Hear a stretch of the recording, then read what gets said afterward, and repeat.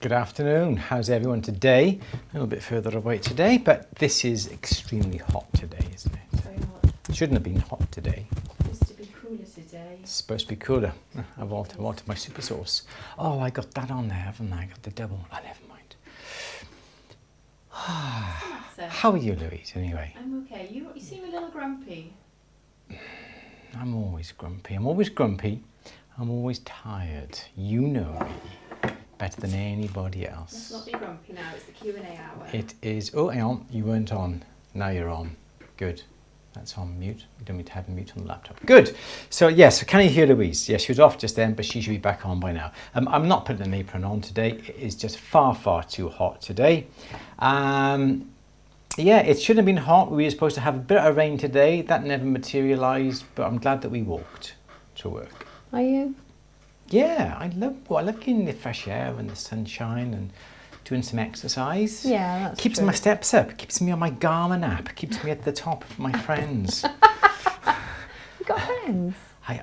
Tell you what, how many have I got? Hang on, they're all on my Garmin app. Hang on, let me have a look. Go on to connect. Go on to challenges. And I'll tell you how many I got. 3. 3 friends? At the moment, 3 Aww. friends who are on there. Jimmy, oh, no, sorry. One of them's me, so that's 2. You've got 2. Who'll be Andrew's friend? Oh, good. Yeah, I'm sorry. I'm not quite sure where to put this fan on. Hang on, bear with me a second. It's probably going to make a racket, isn't it? Let's have a look. Is this going to be a bit too hot, do you think? So, will that be all right? There may be a bit of a buzz. That's a little bit better, isn't it? It's a little bit better. Moving the hot air around now. Yes, if you can hear the fan, I'm happy to turn it off, but it is a little bit on the warm side. Good. Anything we need to say, Louise, before? Oh, that's your laptop. I don't think so. We have had a nightmare over the weekend, haven't we? Oh yes. An absolute nightmare, because yesterday was going to be our first day off in a little while, and we had a plan, didn't we, to go out? We did. And of course that all went sideways, didn't it? As the hosting company decided to migrate every single website, every single bit of information that we got to new servers. Which in theory should have been uneventful. Yes. But it's linking everything back up afterwards. It is, and the name servers have to be changed, and there are like 30, 40 data centers around the world that all have to be updated. I think we were down to 2. It's all done automatically, so it's not me having to push a button, it's all done automatically, but there was 2 left, and because those 2 still haven't updated, it means that nobody can access At The Bench, no one can access andrewberry.com until or the store they can. Oh, they can? Oh, so you can. Try it. I think you can do okay, the well, store. my emails have been affected as well, so Everything's been affected, yeah. I'm getting emails and then I'm not getting emails, and then when I try and open an email it says it can't connect to the server. It's an absolute... It is. I mean, touch wood, things like this don't happen very often. It's just once in a while. And you have to kind of put up with it a little bit. No, you guys don't have to put up with it. It doesn't mean that. We have to put up with it, and we have to work around it and fix it really, really quickly, because it's such an... well, we need it, don't we? And the annoying thing is, because the website... So there we are, connection to storage server failed. On what? On my emails. Ah, there we go, yeah. So this is the thing. because the websites are not up and live because of the data centers haven't updated their name servers, it means that we can't even access any emails. That is the problem as well. So we can only access emails from andrewberry.co.uk because that has been migrated and that's all been updated, no problem. So if you want to get hold of us and you're expecting I can't know. This is what I'm still having a problem with. That one, you shouldn't be. You should be able to log in. Yeah, no, that's what I'm saying. Okay. So anyway, yes. So there. So it's. And then it just says your list is empty, and I know it's not empty. I know I've got emails. Anyway, that's for us to sort out. Nightmare. It's an absolute. Apologies. Name service should be updated within like 24 hours, but I contacted the hosting company and the company the hosts get our domains from, and they said it could be up to 72 hours. Oh. So that's 3 days, and to be down. Good enough, is it? That length of time, I don't think is acceptable. But I can't. You were like a wasp yesterday because you were trying to fix it, and it was unfixable at that point, wasn't it? And we thought during the day that you were going to be able to fix it, and you worked on it all day, and then it was clear that it wasn't going to happen. No. Yesterday. No. So. Yeah. Yeah, and I was hoping that the certain websites have been totally transferred, but not the important ones. Well, they're all important, but yeah, it's. Anyway, there we go. I know what you mean. Yeah. Yeah, absolutely. Yeah, and just let you know that last week we had our workshop on recycling your metal. Pleased to say that now that is live. On At The Bench, but you can't even access it, can you? It's on there, you just can't see it. I just paused from it, I'm thinking, yeah, it doesn't matter whether it's live or not because no one can see it. So there we go. Anyway, that just thought you'd dangle that carrot. Yeah. So that is live on At The Bench whenever that decides to be populated and updated. So yeah, apologies if that hasn't come up. So yeah, that's very good. The new KC mould, the Christian Koch mould that's available from Armitage Tools, we managed to blag a 10% discount from Armitage Tools. That was in the email that went out to everybody, which is absolutely fantastic. It also enables you to get your 10% discount off the mold as well. I did do some more experimenting afterwards. I had the mold completely upright when I was practicing on film. It is better to have it slightly at an angle. As we said earlier on when we were discussing the upright mold, it's better to have it at an angle. The air doesn't get trapped inside. But you can use soot on it. You don't have to use that expensive boron release spray. So that's good. So when At The Bench comes back up, please do check it out. It is an awesome workshop. Thank goodness it wasn't today, because it would have been extremely hot. I was going to say but it wouldn't have affected the server problem. But yeah, it would have been hot. Yes. Okay. Anything else, Lou? Yes, actually. Oh, what? We've got a little bit of a giveaway, haven't we? An announcement? We have, yes. I haven't announced what we're going to do yet. Okay. Do you know what we're going to do yet? Well, I'll leave that up to you. Oh. Because you had the idea earlier. We haven't decided yet, have we? Because I have simply put it onto the At The Bench community. So on the Facebook group, the At The Bench community, we reached over 3,000 members on the weekend. Wow. Absolutely brilliant. Thank you very much indeed for that. I put a little post up with a giveaway time and a little pile of books. And so we're going to be giving away some books. Now, these books are being very kindly donated by a gentleman by the name of Ted Little over in Ireland. So thank you very much for Ted. But what a lovely thing to do. He just kind of gifted them to us. Yeah. And said, just because he's lovely. And he had doubles of them as well that he didn't realise he had. So yeah, we've ended up with them very, very kindly, and we just thought we could pay it forward. Yes, and just give them away. Yeah. So that's the idea. So can I show what we've got? In a mo. Okay. Yeah. Actually, I don't think I've got that one. I want that one. I'll have it then. I can't. So giving it away now.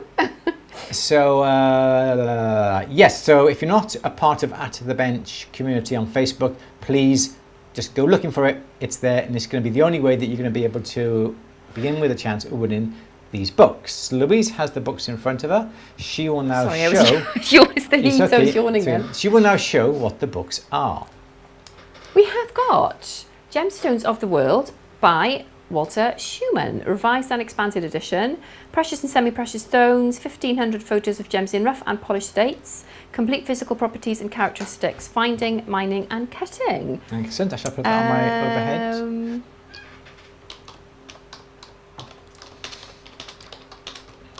Oh, there you go. Oh, this is a lovely, lovely book. Which one is it? Yes. Yeah, loads of information in there. And I think it's all alphabetical. I think I do have this one actually. It's a good book. Yeah, it's lush. It's got all the different cuts here, and it lists everything in alphabetical order. It's got locations. With 15 like all the pounds. different varieties of famous diamonds, valuation of diamonds, a whole section on diamonds, cutting and polishing of gems, engraving on stones, everything, origin and structure of gemstones. So this would be beneficial to everybody. Gemstones of the world. So that's that one. So we're going to be giving away this book. Yes. Nice, good condition. I love it. It's a really nice... They're all in lovely condition. So, yep, we're going to be giving away that book. We have got Ring Repair by Alan Revere, who is a very famous goldsmith. And this is a lovely book as well. I have that book. You've got this book, yeah? That book it's a lovely, lovely book. Nice close-up illustrations, pictures. Yes, yep. Lovely. It's step by step. Lovely, lovely photographs, and written by a really, really famous expert. Oh, and something fell out. What's that? Money? No. Here we go. So that's another lovely one. So we're going to be giving away that Alan one. Revere's book. Great. So that's that one. I haven't seen these. Emeralds, a passionate guide. Oh, I'm getting ahead of myself. Sorry. Yes, Passionate Guide to Emeralds. The Emeralds, the People and Their Secrets. This is by Ronald Ringsrud. This looks like a lovely book. It's a lovely hardback book. A true adventure, a work of imagination and creativity. In that respect, it is much like Richard Hughes's classic work, Ruby and Sapphire. Lovely. The Emeralds, complimented. Yes. Forward by John, Chief Geologist at GIA. Contains 70 photo micrographs and over 250 photos in it. Why are we giving this away? It's a good one, isn't it? This is a really lovely book, but we have to give it away now because we've said we would. But I absolutely love it. Can I enter the competition? This is a lovely book. Nice, isn't it? It is good. I'll buy you a bit. I'm just going to have a little look before we do. Sorry. Emeralds.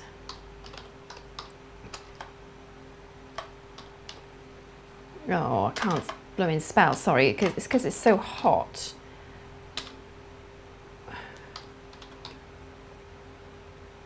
You have that, and I'll have a look. So that's that one. That is Ronald Ringsrud. Emeralds, a passion guide for emeralds, the people, their secrets. So that's another book we're going to be giving away. It is a nice, thick, glorious book. Absolutely love this one. Emeralds, Ronald Ringsrud. Sorry. So that's another book that we are going to be giving away. Oh, goodness me, this book retails, I can see one here, 138. Is that right? Yeah. £125, a passionate guide. $125 on Amazon. Nice. So I'm very jealous of whoever's going to get that, not because it's $125, but because it's an absolutely beautiful book. And we have also the Manual of Mineralogy. Yes. I don't know about this. I'm not happy about this. I am happy about this. Wow, this is cool.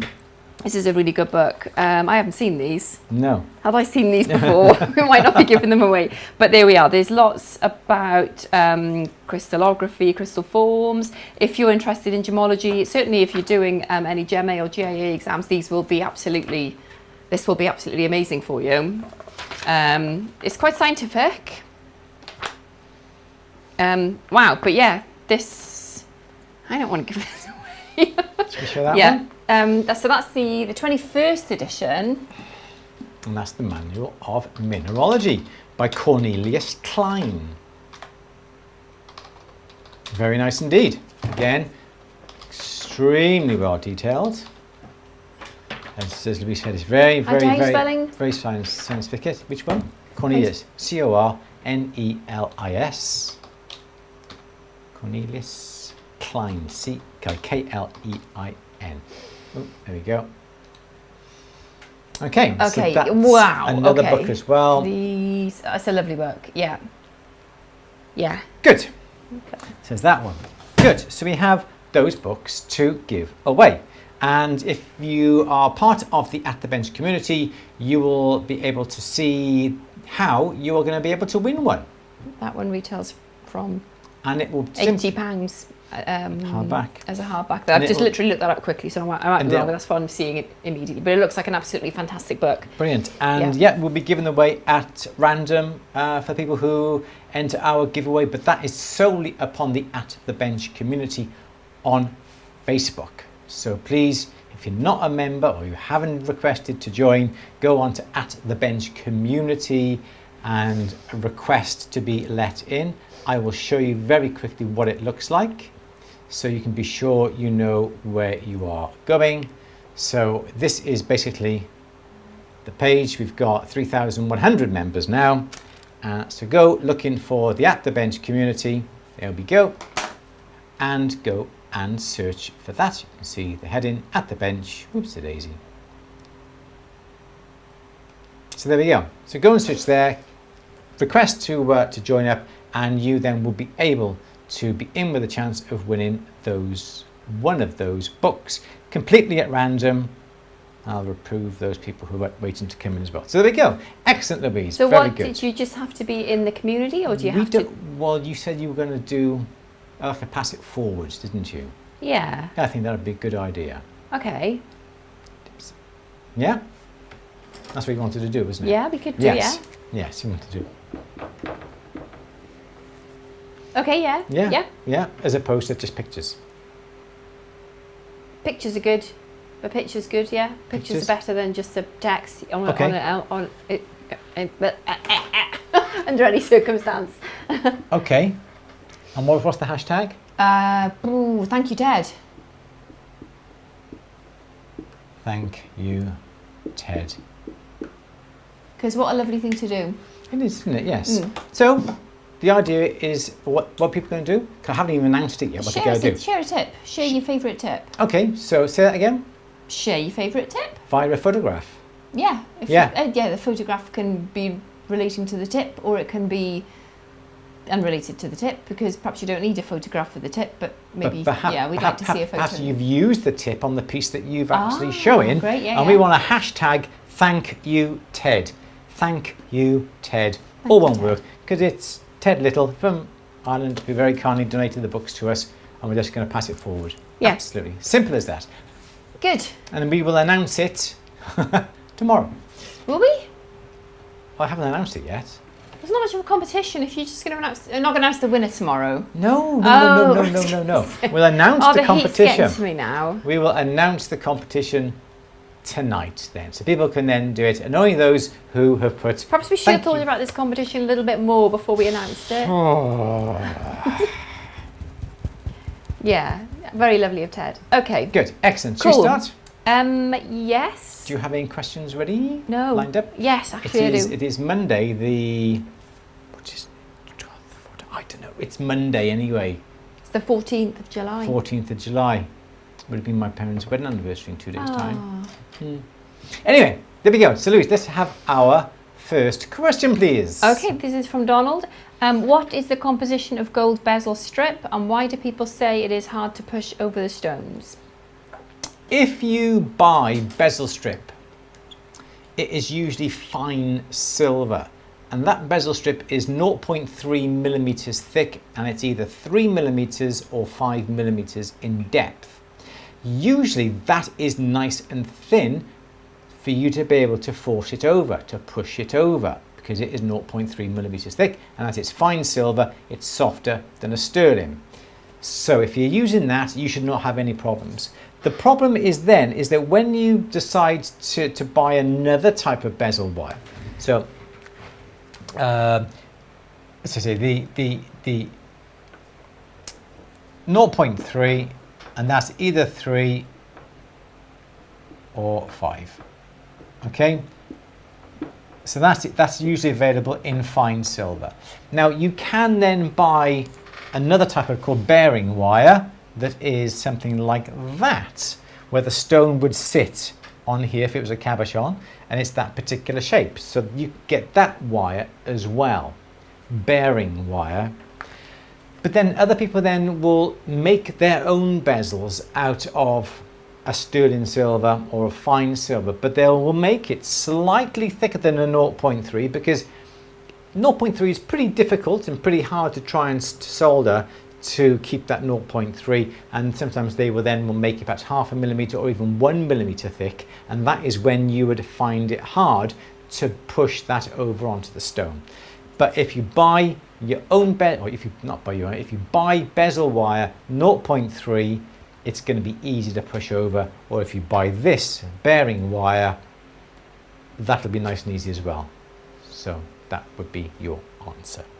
Yes, Louise. Okay, Pat is saying, could you please explain how to flush set stones which aren't round, e.g. pear-shaped or oval?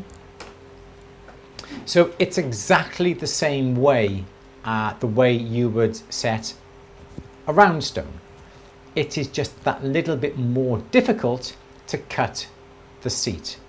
So let me just put thank you Ted up there, so in case, oh no, I'll leave it off and we'll do it later. So usually when you have a round stone, that is a hole within your plate, and you will then cut a nice seat going through your metal like that. Yeah. If it's round, it's not a problem. But all you have to do, it's simple, okay, but it's quite technical.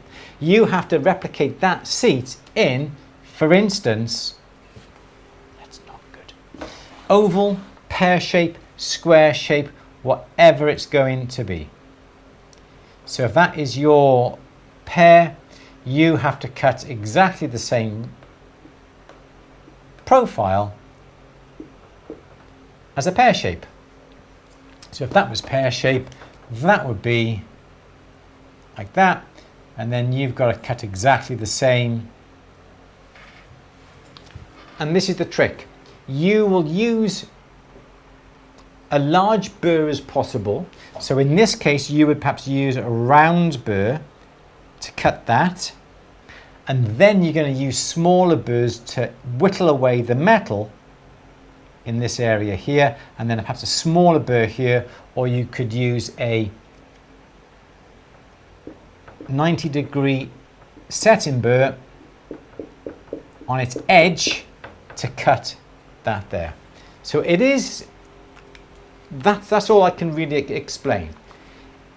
You can't get pear-shaped drills, you can't get square-shaped drills, not for metal anyway, or oval. So you have to whittle away, burr it away into the pear shape by using smaller burrs for here, or you could even get a graver and grave away the metal into that point there.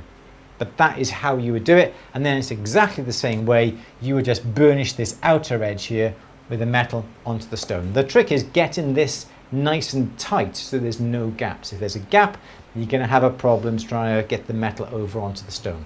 But that is how you would do it. It's a lot of time consuming, it's straightforward, but it is quite technical. Yes, Lynn. Okay, Stuart says, what size of cut burr do you use to round off an ear wire, one that snugly fits the ear wire or one that is larger that you then have to wriggle? I always seem to be left with a sharp bit. Oh, okay.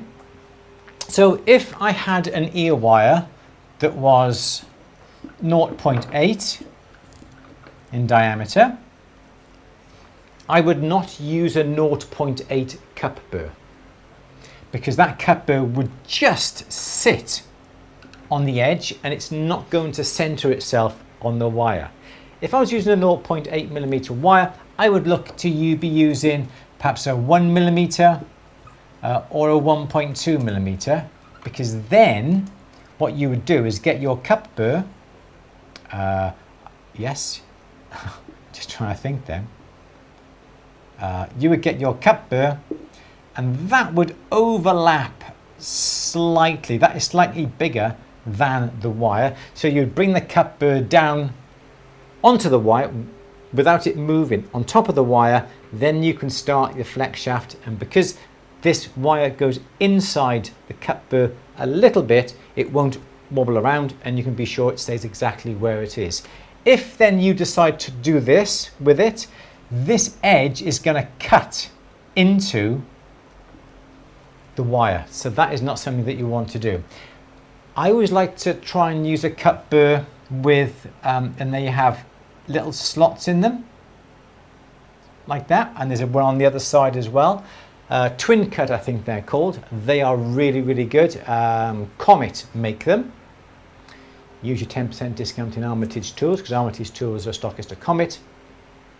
But that is what I would do. So 0.8mm wire, use either a 1mm or a 1.2, and just simply go down, and your wire, even if it isn't perfectly rounded, it will still be rounded enough, nice and smooth, if you know what I mean, because that was a cup burr here, that would be coming down here, yeah, like that. So you're only really rounding that top section, but that's what I would do.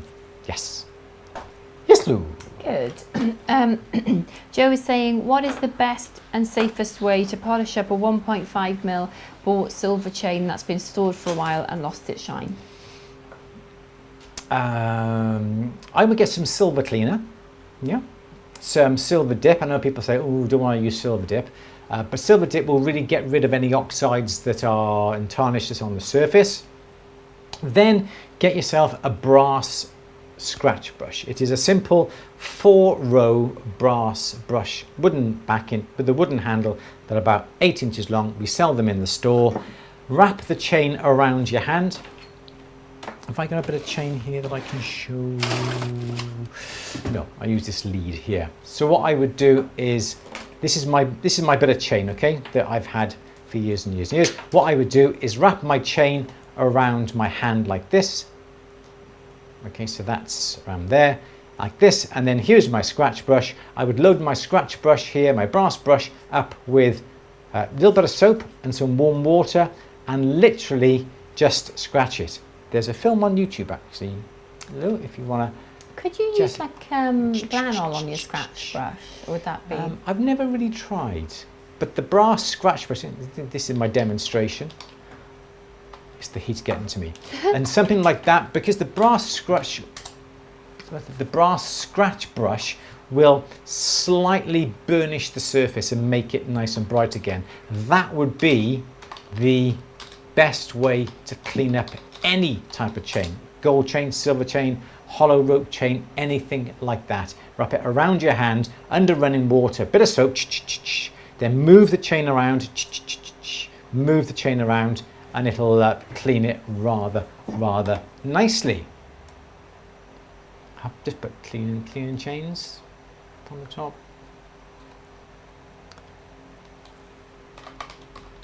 Louise is just going to find it now. There it is. How to clean and polish gold and silver chains. Wow, look at me. What am I wearing? That's embarrassing, isn't it? What is that? Anyway, that's going to go in the chat for you to have a look at, but that is the way that I would clean. It's a safe, it's a safe way of cleaning chains. It was only 8 years ago. Wow. Sorry. Okay. Okay. So that's going in the chat now for you. Brilliant. Thank you. Good. Okay. Julia is saying, I made a ring with a channel in which I inlaid synthetic opal. I put it on the Facebook group. What's the best way to measure what size to make the 2 thin rings that form the channel? Okay. So if you are So basically, the base ring would be the ring that fits the finger. Then what I would do, there are lots of tables out there. So you've got your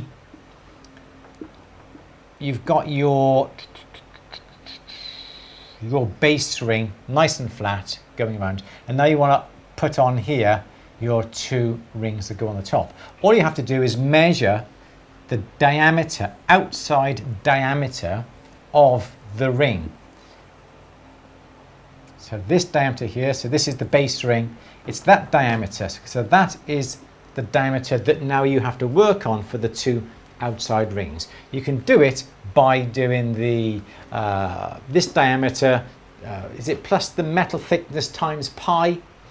That is what I would do to get the correct length for the outside. There's not much point doing these outsides. Yeah, so here's that metal there, and you've got 1 channel there. There's not much point doing these the same size as this, because you have to allow for that thickness of metal there. So that's how I would do it. Or is it, do you know, I still can never remember. So it's 3.142. Is that times the diameter plus the thickness of the metal? Yeah. So that's how I would do it. Done nice and simple and straightforward. Yes. Good. Yes, Okay. Susan is saying, have you ever used the aluminium pot and soda cleaning? I don't get a lot of success with this. No, you could put like your aluminium foil and put the baking soda and put the piece in it. I've read in the past it physically attacks the metal and degrades the metal. It strips it, and the surface, it may clean it or appear that it will clean it, but I think it has a detrimental effect to the silver, from what I've been told. So I personally wouldn't recommend doing it, no. But I've never tried it. No. Okay. Okay. Simple question. Simple answer. Never tried it, but I've heard it's not good. Okay. Yes. That's it for the minute. Ah, okay. Should we let some people into the group, shall we? Camera's still on you. Here we go. Let's let some people in. Ah, let's have a look. Because you're better looking than me. There we go. We got 3. So thank you very much, everyone. Caroline, cool. Renee, and John. Yes, approve all. There we go. So yeah, electromechanical cleaning. Yeah, I think it just strips it. Oh, right, okay. Whereas I think it's just purely, it'd be better. Was it just removing tarnish then? I don't think it just removes tarnish. No, I think it starts to strip it. So it's not something that I would personally recommend. I know it's not. I know this is the thing is, and I know silver cleaners aren't the best thing to use either.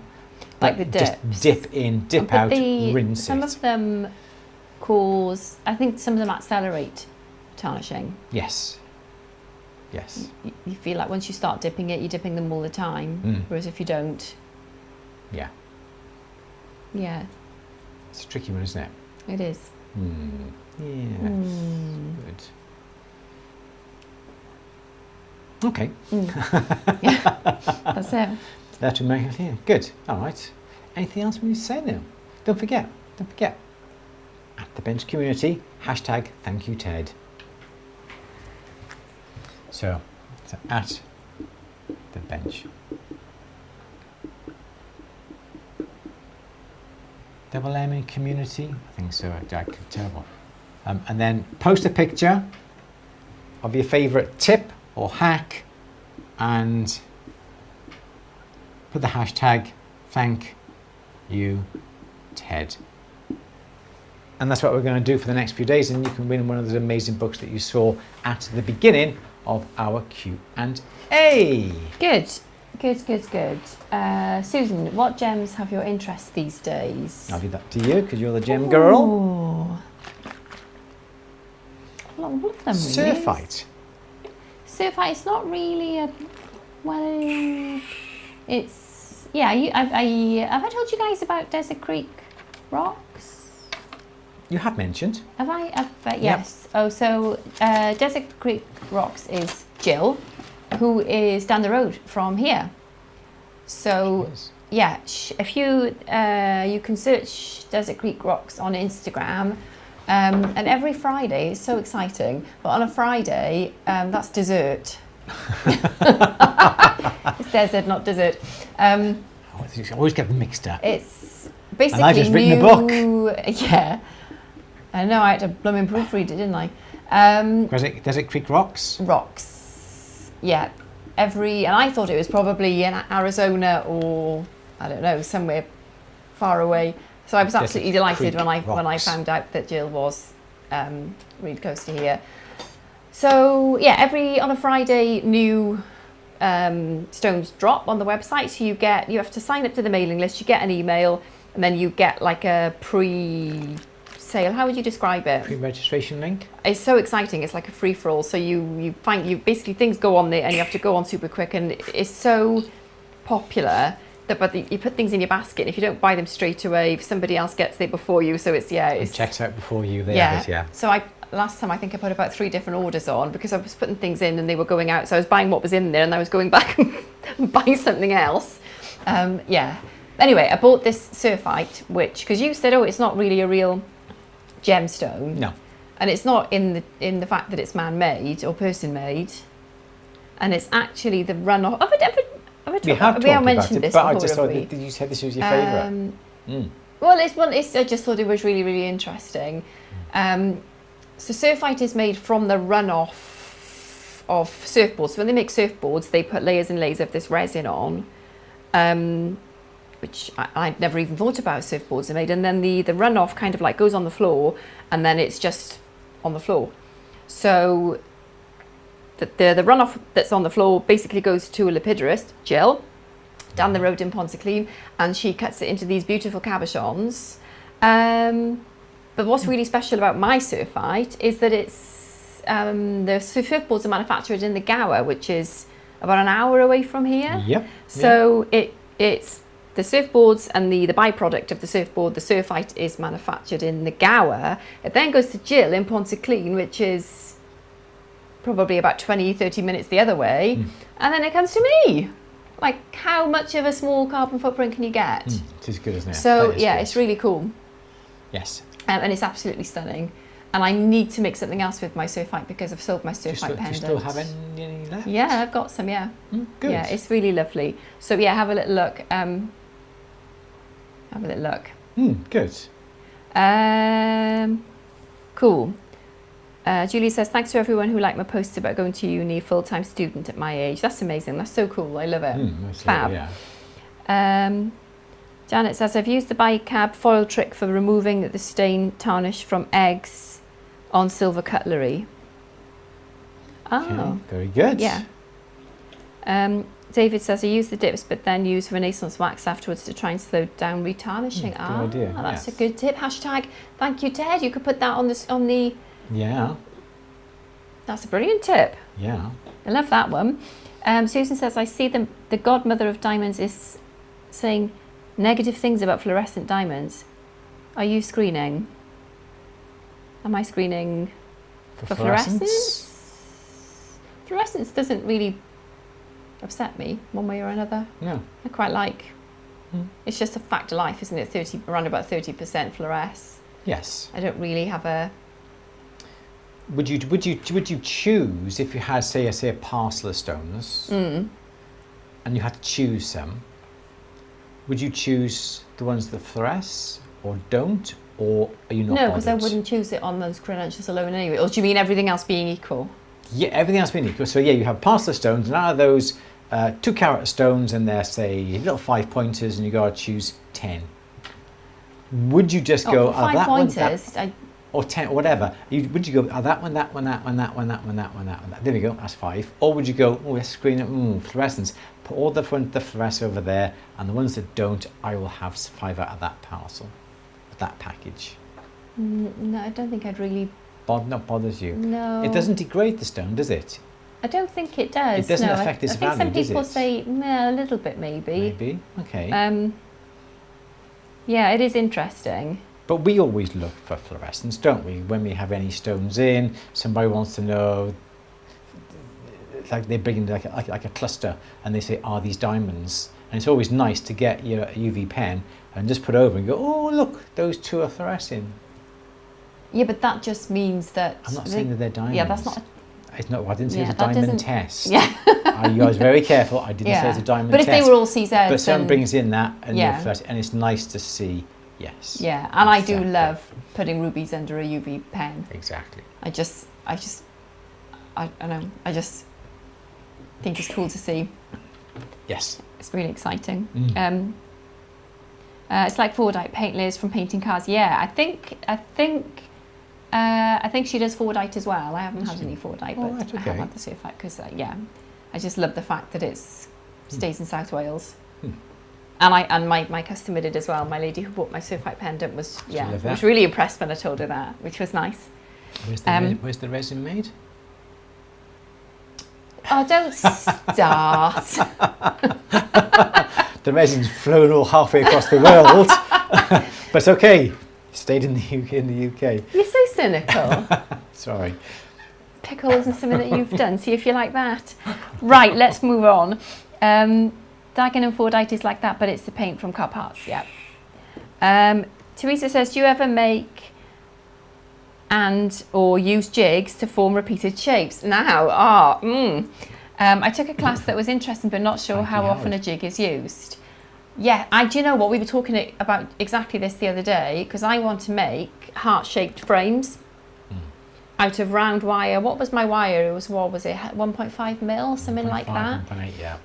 So to make a heart out of round wire, or square wire for that matter, if you cut a little V with a file, a triangular file, you can then bend it up quite nicely into a nice sharpish point, but then it's getting the lobes of the heart equal. Exactly. And especially if you're going to try and make something which you're reproducing, or a pair of earrings, you're going to definitely need them to be the same. So I said a jig would be great. So I need to make a jig, and it's going to be so simple, isn't it? It's just, presumably it's just 3 nails. Can we just go back to what a jig is in case people don't know, if there might be somebody who doesn't know? So say you want to make these earring wires like that. Yeah, that's the easiest way to look at it. You can get a piece of wood. Okay, so here's your piece of wood, looking down a piece of wood. You get a very small nail there. You then would get, perhaps you want to do them, yeah, not that way. Then you have another nail by here, and perhaps then you will have another nail here, and then you would draw a line by there. So the idea is then you get your piece of wire, you'd make a little eye like that would go over here, and then you would simply come up, you would bend the wire around, here, down to here. You have a little line then here, and you cut the wire off, and now you've got an ear wire that's that shape. You want to make another one, put it over the hole, cut it off, and every single one will be the same size, and that would be a jig. And we've got lots of them all around the place because we use them quite often. So draw me a heart-shaped jig then, just out of interest, because... So, sorry, I'll come to that now. Okay. Yeah. So, for instance, we make sort of like figure of 8 links, and we interlock them. So we then have a jig with, these are made out of nails, and we would start perhaps here and bend that wire around like that, around there, and then we would cut off there. And now you've got a link that looks like that. And every time you do this, they are going to be exactly the same. So that'd be like a figure of 8 link, or you can make them into Celtic links. So what Louise wants to do is have a heart out of wire that is that shape all the time. So in theory, you would have, you'd make your wire, you'd make a little V like that in the wire, so then you can bend it to make a nice crease down here. Once you've done that, if that is a wire there, what I think I would do is bend it and then solder it first of all so it doesn't come apart. I would then have perhaps a nail here and a nail here, and then what I would do is get the wire, bend the wire out, bend that wire down here, get this wire here, bend that wire and bend that wire down there, and then where they overlap you simply cut through, and that then you'd get exact the same hearts every single time. Yeah, that's how I would do it. Yeah, and it's quite easy because you just nail the nails into a piece of wood, and yes, I suppose if you only use it to make a pair of earrings, if you only use it twice, I think it's worth doing because they're going to be identical. Because if I try and do it without, I've tried to do it, well, I have done it without a jig, it's not going to be repeatable, and it's taken me a long time to get anything that resembles anything even. Yes. Yeah. So it's probably quicker and easier to just make a jig, even if you're just making a pair. Yeah, I think it would, because you need a piece of wood and a few nails. And say we're making this, and that's all you really need to do. Bend that, as Louise says, do your V, put the wire in so it comes round, put the wire in so the wiring comes round, perhaps have a mark exactly halfway, then you can mark where you need to cut on both bits of wire, and perhaps you don't cut through there. Sometimes one lobe ends up being a little bit extra, a little bit longer, but you just file that back until it's completely even. Yeah, I think so. And especially if you do this one, bend this wire here, you could mark that wire as it comes down here, then bend that one around here, and when that goes past that mark, you could mark it, so then every single time is going to be the same. Yeah. And then there's no fussing, you're just cutting it and then soldering. Yeah. And then you can even separate those a little bit, cut through, when they go back together, it's exactly the same size, yeah. And you can do that with a bit of wood, and it doesn't cost you hardly anything at all. Yeah. It's going to save a lot of time. And you can even buy, are they called wig jigs? I don't know why that springs and stays in my head, but you can buy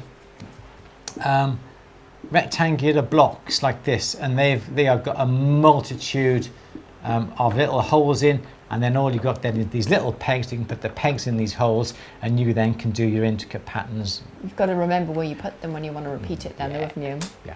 I suppose, well, it's easy enough as long as you've got something, the piece to refer to. Yeah. Yeah, so there's that. Cool. I think we got one of them downstairs, actually. Have we? In the bottom of the drawer, yeah. But that's what I would do, definitely. Yeah, do we use them? Yes, we do use them. So they're all over the place. I'm not quite sure if I got one down there. Oh, I got, in fact, saying that. They are really handy, aren't they? Oh, there we go. There's me talking about that. I could have just showed you that. So, yeah, we've got one here, actually. There's that little figure of 8 that we use here, and we've got little arrows. Why is the piece of wood so big? I've no idea. Yeah. Okay. So yeah, I think my father gave it to me off something. I thought I didn't have a saw at the time, so I left it that size. But yeah, you draw the little arrows in the direction that you need the wire to go around in, and there we go. That'll make a nice little figure of 8 link, and from that figure of 8 link, you can interlock them, double them, twist them. You got some fantastic links, and that is a jig. Good. Yes. Good. What are we doing? Lovely. Yes, 4-dite surfite is great. Recycling, upcycling idea instead of going into the bin and landfill. Yeah, it's like, is it Mojave or Mojave? It's spelled, isn't it? Mojave. Yeah. Turquoise is the little bits, isn't it? That the fragments, is it? Yeah, so they get kind of like put to one side when the turquoise is being cut, and then it's just loads of it. Is it mixed with resin? So it's mixed with the resin, and sometimes like a dye as well, I suppose, isn't it? Okay. And then it's formed into cabochons, and it's lovely. Okay. And sometimes they have like coppery or brass seams, I think, and it's just it's really pretty. Good. Yeah, it's gorgeous. And otherwise that would be wasted.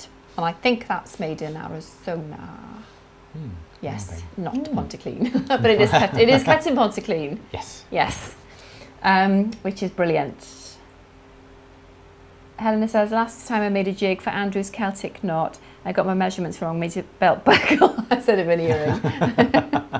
Yeah. Did you see my question about gold bezel composition and hardness to push over? Yeah, I think you just said about silver though, didn't you? You didn't go into gold. I think gold is generally harder to push over, isn't it? Yeah, gold is harder, yes. Yeah, you can get fine gold, but yeah, if you're going to use gold, try and get fine gold, but that's going to push the price up too much. So if you are going to use gold, make sure the bezel is thin. Because don't forget, if you do have a round bezel, okay, so let me take that there.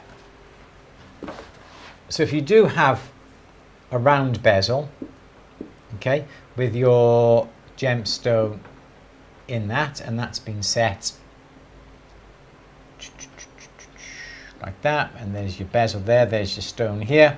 Okay, so there's your bezel, and say this may be a little bit thicker than what you could actually physically burnish over.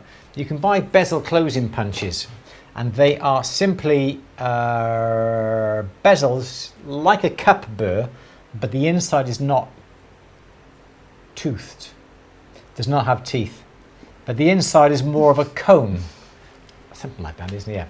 So then when you push this down on top of your bezel, it will push over the bezel onto the stone. You push it down, you can hammer it, you can twist it, you can rock it around, and they're called bezel closing. We've got some downstairs of Durstons. We have used them, they are good, but it's a great way of evenly burnishing over the bezel when you physically cannot burnish it over. And it gives a much better appearance because it's nice and smooth, it's nice and even all the way around. Good. Yes, Lou. Okay. Oh, Joanne uses old drill bits for making jigs. That's cool. Yes, very good.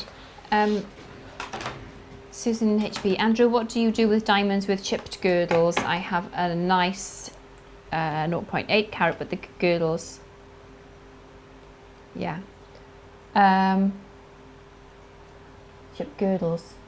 Are they badly chipped? Yeah, you can. Because sometimes you can cover them with a claw if it's a chip. Exactly. Yeah. Sometimes you see naturals on girdles, don't you? And that's quite. Sometimes they cut with like the. What's the word I'm looking for? Like the skin of the diamond, the original raw diamond. They leave like a little indented natural on the girdle, and that's. They just leave it on when they're cutting. Okay. Nice. So sometimes you see little triangles, or sometimes little features. So are they actually damaged, or is it something that's always been on the stone? Is it natural? Is it damaged? I wouldn't sell a damaged diamond and try and hide the crack or the chip. That's not fair. I don't think Susan would do that for a minute. No, I'm just saying no, I wouldn't. No, but if it is like an 80 pointer or a 1 carat and it's slightly chipped, I think it'd be worthwhile sending it away just to get it perhaps. Or even just get some advice, because if it's slightly, only going to lose a little bit of weight, it's probably worth doing. Because what are the, I can't remember the price jump points, is like 30 points, 50 points, 70 points, and then a carat, isn't it? And obviously the carat weighted, every carat is a price jump. So it might not affect the. It'll weigh lighter. It'll be a lighter carat weight, but obviously it's more saleable if it is a chip in the girdle or a fracture in the girdle, because it doesn't have a fracture in the girdle anymore. And if it's only going to reduce it by, I don't know, 5 points. Yeah, and you can reuse it then and resell it as opposed to keeping it in your drawer and not doing anything with. Yes, absolutely.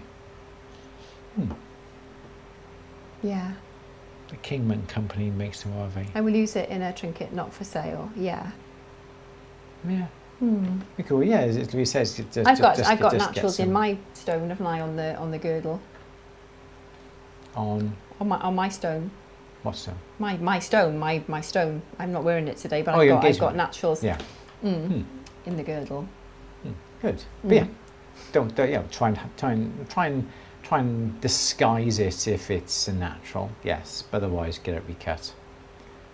Definitely. Good. Kingman Company makes the Mojave. Yes. What are the purple crowns and hashtag icons for against some people's names? I think it's a new thing, isn't it? Yeah. I Instagram. noticed it last week. YouTube's changing. It is. I think it just denotes the top contributors in the chat, I presume. Amco's always posting. Amco's number 1. Donald's 1. Susan, you post, but you're only number 3. But then you're number 1. Next on down, from what I can see. So I don't know. It's just beyond, isn't it? Very strange. We'll have to look into that, won't we? Oh, it's how many times you post. Oh, there we are. There we go. Good. I like that. It's very good. Should we leave it there? Because it is hot. It is hot, isn't it? Yeah. We've got to walk home in this heat. We do. Pep's on the way. Yeah. What's for tea? Pasta and pesto, I think, today. It's quick and easy, isn't it? Okay. Or bacon. Bacon and egg. Do you have eggs there? No. Oh, there we go. I don't know. Who Okay, knows? any more questions or we're going to go? We're going to go. Sounds like a threat, sorry. Didn't need to.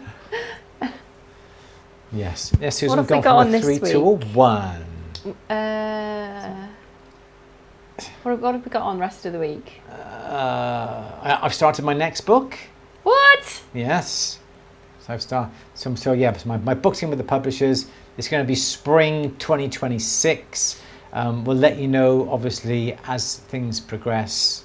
The editor's gone away this week, so I'll know over the next few weeks. Back and forth.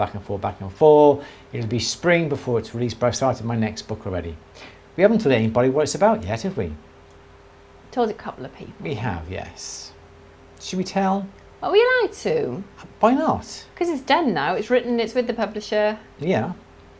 You can tell them. You can. It's your book. You can tell them.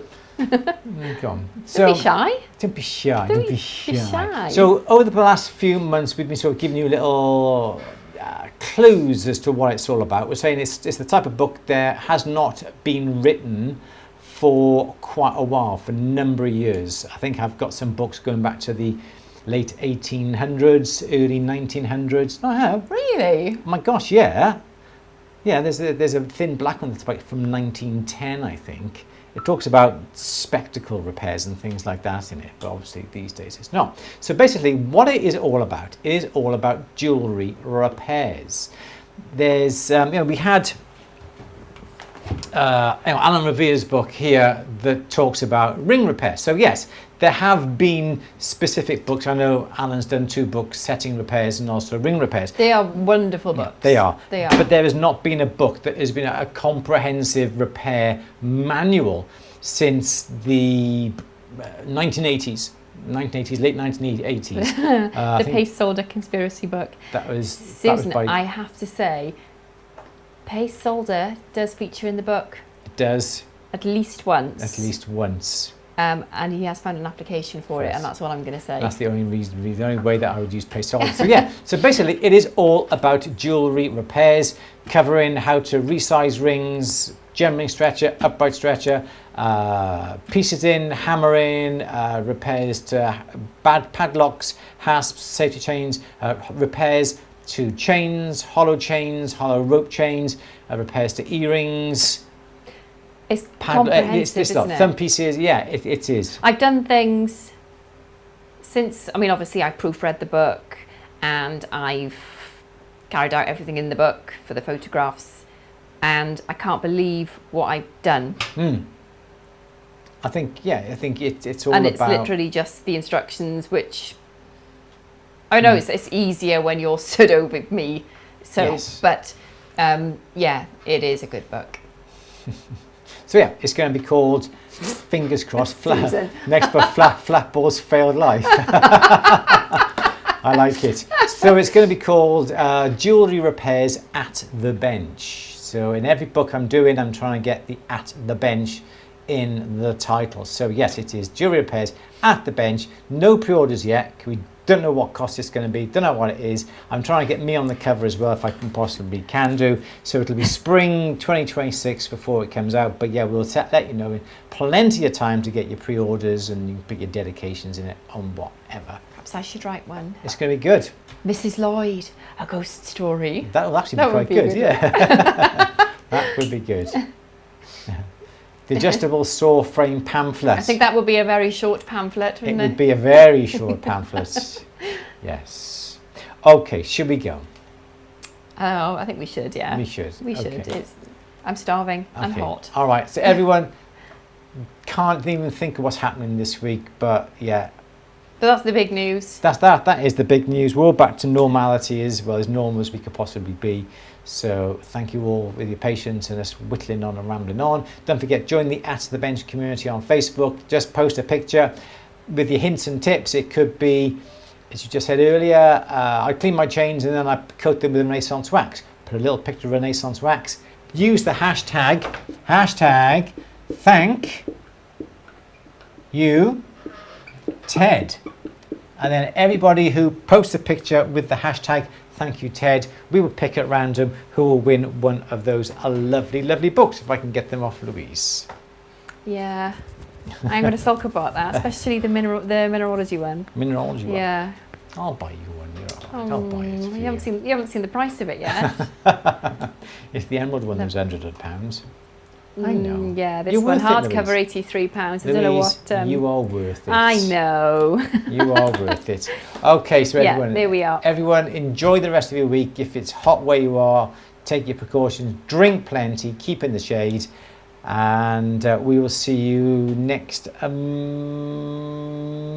I think we've got 2 Mondays left before you're away. Yeah, we've got a week off. Ooh, Jasmine, my daughter, graduates on Thursday, so she's going to have her special graduation gift. So that's what I was supposed to be doing today. Yeah, I know. I was going to nag you about it tomorrow instead.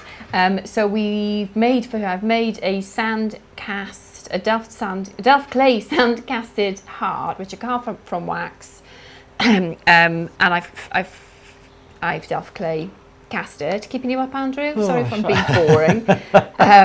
It's warm. So I've cast it, and I've used a little bit of my sister's gold. My sister is amazing, and my daughter's very, very close to my sister, so a bit of Auntie Angela's gold has gone in there, and I've cast it. So Andrew's involvement is going to be, he's going to set I think it's like a 10-point diamond, isn't it? Yes. Into the lobe of the heart, and the diamond actually came from a signet ring which belonged to Jasmine's great grandfather on her father's side. So there's a little bit that represents both sides of her family. We're making it, it's got your hallmark on it. It's got my hallmark on it. So she's going to be having that on Thursday. So I'll post some pictures on Instagram. That'll be lovely, won't it? Yeah, I'm so proud. Brilliant. Yeah, it's cool. Good. Excellent. So get posting, hashtag thank you Ted, to begin with the chance of winning one of those books. Let's see your hints and tips. I'm going to post like 50 hints and tips now with hashtag thank you Ted, because I want that book. And the different names. Yeah. There'll be 4,000 members by next week, because every other one of yours is going to be a nom de plume. Good. Okay, so Louise, say goodbye then. Bye. And we'll see you all next week. Everyone take care. Keep cool, drink plenty. Bye-bye.